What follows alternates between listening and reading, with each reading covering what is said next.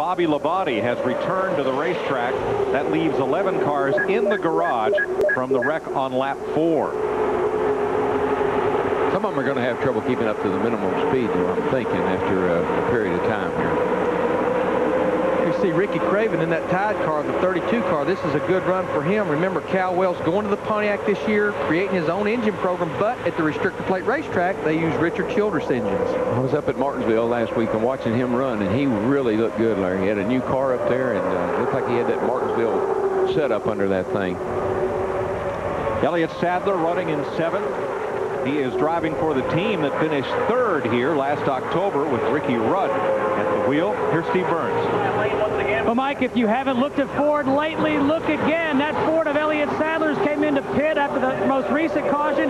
He didn't take any tires. They just cleaned off the windshield and let him go back out there. He's remained near the front. Hey, last night he went to the NCAA Final Four semifinal games with his teammate Dale Jarrett. They were the guests of Texas coach. Oh, sorry, I just listened to the radio. They're guests of the Texas coach Rick Barnes.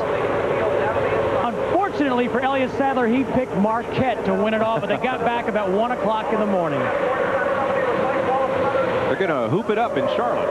Elliott Sadler is, a bunch of his Winston Cup pals. Yeah, I'm going to help him. I'm going to be a coach. I might play, but I'm more or less thinking I'm a coach. Possibly a playing coach. Okay. I'm always open, though. That's the thing. You can count on me. Have a little fun for charity. Here's Michael Waltrip at 3rd, looking back at Ricky Craven in orange and Jeff Gordon in blue.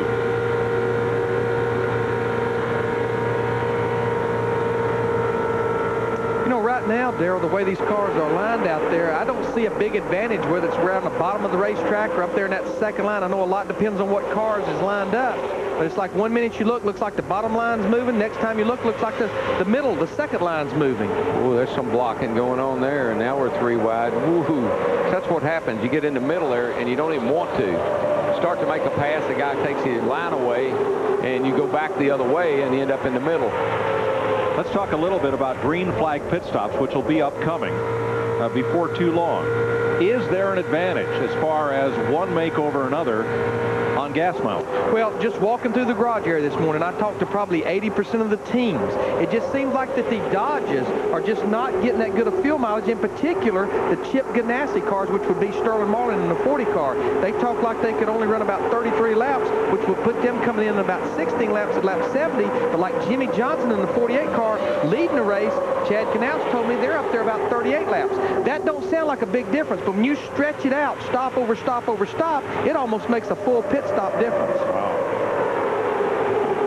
I still think the biggest problem these guys have got, as you see they're all together here, is they got to start deciding and talking to the spotter, and the spotter telling people around them that they're going to pit when they get ready to go down, come off the turn 4 and head for pit lane, because they'll run over each other, come to the end of the pit lane, lock up that right front tire. That means you got to change tires. You're trying to go from 190 miles per hour to 55 miles per hour, which is pit road speed. I tell you, that 19 car with that alliance, the alliance that they've made with Penske is definitely paying off for Ray and his crowd today. And I think that caught us off guard the other day when they interviewed Ray, that he was saying that now they've joined forces with Penske on the restrictor plate engines, and that was kind of a surprise to me, Darrell. I expect you'll probably see that alliance grow. When Dodge got back into Winston Cup racing, Jim Julo and now John Fernandez really encourages cooperation among the teams. So it seems like a natural fit. Anyway, it's one that pays off. Jeff?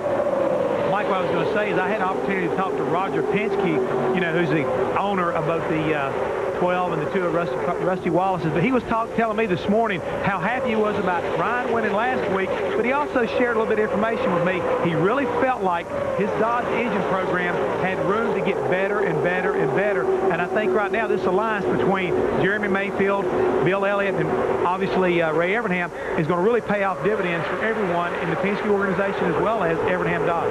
Well, already Mayfield has led more laps today than he led in any race in 2002.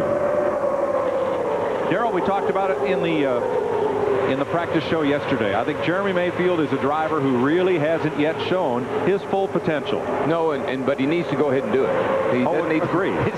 He needs to quit holding back if he is, because you know, pressure mounts on all these high buck, very visible teams. The driver has to perform, and you can only make, you know, you can only have so many excuses of why you haven't been able to, and once you use them all up, you know, what's the next thing to go? Right. And I don't mean that he's doing anything wrong. What I mean is his results, I don't think, are indicative of the talent he has. He's won. He's going to win some more. Oh, I think so. I mean, we know he can drive, but sometimes the chemistry or whatever just keeps you from it. Here's Kenny Wallace, Ward Burton just ahead. Mike Wallace is Kenny's older brother. Rusty is the oldest of the three brothers. And for the lead, Jeff Gordon on the outside with help from Ricky Craven. Gordon gets to push and Ricky gets hung up on the outside. That's just how it goes. But definitely, Darrell, we talk about wanting partners on the racetrack. You need partners on pit road, but you want to arrange it to where you don't have too many cars at one time and you're not pitting next to a neighbor. You don't want to get clogged up on pit road, especially under a green flag stop. Big reaction from the fans as Jeff Gordon takes the lead. Some waving, some shaking their fist. Ricky Craven on Gordon. You know, down here in Alabama, when they say roll tide, they normally are not, they're not usually talking about their football team, but today they might be talking about old Ricky there in the Tide car. 58 laps as we go 3 wide. Jeremy Mayfield, he got a heck of a run off turn 2 down the backstretch with the help from Jimmy Johnson in the 48 car. That Dodge does not lack for horsepower. No, not it at doesn't. all. Strolling down that straightaway. That's when you got a good package. You got power under the hood. You got good aerodynamics.